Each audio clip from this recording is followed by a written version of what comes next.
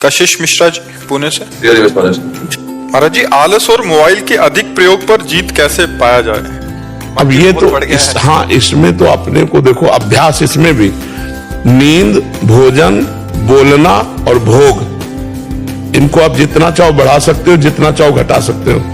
भोजन को थोड़ा थोड़ा कम करते जाओ तो जो आदमी 35 रोटी खा सकता था वो 1.5 रोटी पे जीवन व्यतीत कर रहा है और स्वस्थ है। 35 जब साधना में तो 1.5 रोटी पे अब जीवित है और 35 रोटी पाने वाला। भोजन कम किया गया। जो 7 घंटे 8 घंटे सो सकता है और 3 घंटे में अपने आप को 24 घंटे में 3 घंटे सोकर पूरा काम चला लेता है।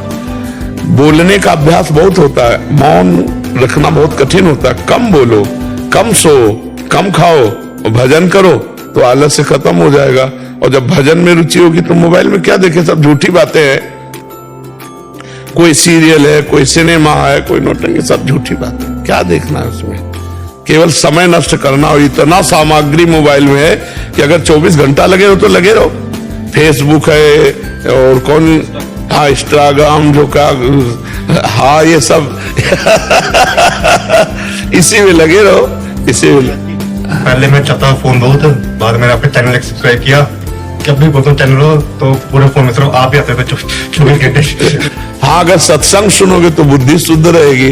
उससे मुझे 6 महीने में इतना फर्क पड़ा कि मतलब कि पहले सिर्फ मैं नेगेटिव पूरा रहता था।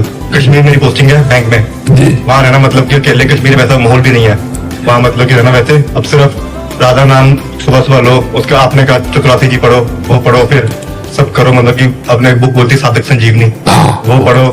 उससे मतलब कि इतना थोड़ा पॉजिटिव होता है फिर कि बस जो है बस यही है। आपकी कृपा है। बहुत सुंदर। ऐसा होता है कि जैसे आपका रील देखते कोई, ठीक है, तो फिर एकदम उत्साह होता है कि अब इस सुबह 4 बजे उठेंगे। 4 बजे का अलार्म भी लगा दूंगा मैं, और इतना घंटा मतलब माला करना है, मोबाइल सिर्फ आधा घंटा यूज करना है, वरना स्विच ऑफ करके रख दूंगा। और 4 बजे का अलार्म 5 बजे, 6 बजे, 7 बजे। हमने जीवन में कभी अलार्म नहीं लगाया। 1 बजे जगते, मतलब 1 बजे जगते नहीं, 1 बजे तुम शौचालय में जाते, कहो 11 बजे जग जाए, कहो 12 बजे जग जाए, कहो 11:30 बजे जग जाए। कैसे उठा जाता है? ऐसे थोड़ी उठा जाता है कि रजाई से झांक लिया, घड़ी देख लिया। पहला काम रजाई फेंको, पहला काम रजाई को फेंको और उठ के बैठ जाओ। और अगर झपकी आने लगे तो उतर के खड़े हो जाओ, टहलो, पानी पियो, शौच स्नान करो, फिर अपने साधन में लग जाओ। अलार्म थोड़ी उठाता है। अब हम कह रहे हैं कि आप संकल्प करके लेटो कि मैं 3:30 बजे उठूं, तो आप देखोगे आपकी आंख खुलेगी और घड़ी में देखोगे 3:30 बजे। वो परमात्मा आपके संकल्प की पूर्ति कर। कभी घड़ी और अलार्म में अपने समय से उठ जाओ। अभ्यास से ऐसा हो जाता है। तो इसके लिए थोड़ा मेहनत करनी पड़ेगी कि अब जैसे अलार्म बजा, सुना तो तुरंत उठ जाओ, एकदम उठ जाओ, बिल्कुल आलस्य मत करो। ऐसा करो, पहले बिस्तर से हटो, रजाई फेंक दिया, बाहर हो गए, और फिर एकदम मुंह आदि धो करके फिर नाम जप करने लगो, जो अपनी दिनचर्या में लग जाओ। 4 बजे तो बहुत कम है, 4 बजे तो यहाँ सत्संग शुरू होता है। लोग रोड में रात्रि में कैसे खड़े रहते हैं, तो पूरी रात भर लोग खड़े रहते हैं। तो हमें लगता है अगर हम अभ्यास करें तो हो सकता है, ठीक है। और मोबाइल का हम ये नहीं कह रहे कि आप बिल्कुल घंटा आध घंटा नियम रखें, हर समय मोबाइल में चिपना चाहिए। आजकल तो ऐसे लोग कि गाड़ी भी चला रहे हैं तो मोबाइल का प्रयोग कर रहे, मरोगे और मारोगे। गाड़ी चलाते समय मोबाइल का बिल्कुल प्रयोग नहीं करना चाहिए। ऐसे में लगे तो कहाँ 1 सेकेंड में सामने वाला तुम्हें ठोक देगा या तुम सामने वाले को ठोक दोगे। मोबाइल बहुत अच्छी चीज है, बहुत बुरी चीज है, दोनों बातें।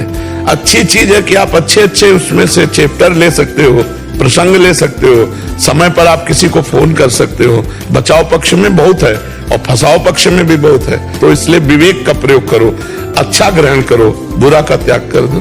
अभ्यास युक्त रहो जिससे आपकी नींद आदि नियत समय पर हो जाए। कै बजे सोते हो? जब आप उठते हैं। जब आप उठते हैं तब से। वैसे तो भले आदमी 5-6 बजे भी उठ जाते हैं, कोई तो 11 बजे तक सोते हैं। तो 2:30 बजे उठने वाले भी बड़े हैं, दोपहर को 2:30 बजे। तो फिर नहा धो के खा के फिर सो जाए। महाराज जी, बट यहाँ पे आके नींद नहीं आई। यहाँ पे 3 दिन नींद आई नहीं बिल्कुल भी। हाँ, दिव्य धाम है भगवान का यार। इनकी दिनचर्या कुछ ऐसी रहती है प्रभु, जैसे दिनचर्या ऐसी रहती है कि हम पशु चिकित्सक हैं तो हमें लेट हो जाता है, 9 बज जाता है कभी कभी फील्ड में, तो हमें सोने में 10-11 बज जाते हैं, सुबह इसलिए भी लंब हो जाता है। तो 11 बजे सो जाओ, 12, 1, 2, 3, 4, 5, 6 घंटा केवल नींद पर्याप्त है साधक के लिए। तो अगर आप 5 बजे उठ जाओ तो दिनचर्या चल पड़े, बहुत सुंदर दिनचर्या। अभी देखो 7:15 बजे है, अभी लग रहा है कि सूर्योदय होने वाला है, नहीं अब लग रहा है कि सूर्योदय होने वाला है। तो हमें लगता है अगर 5 बजे भी उठ जाओ तो पर्याप्त है। 6 घंटा सोना चाहिए गृहस्थ आदमी को, साधु महात्माओं को 3 घंटा 4 घंटा जितने में निपटा ले।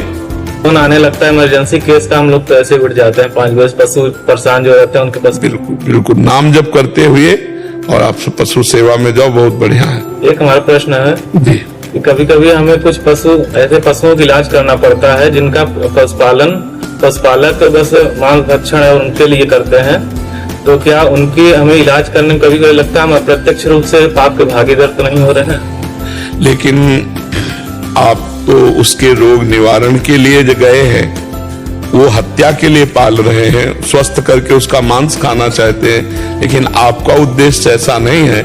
आपका उद्देश्य केवल पशु को स्वस्थ करने का है, आपको आगे की बात नहीं सोचनी है।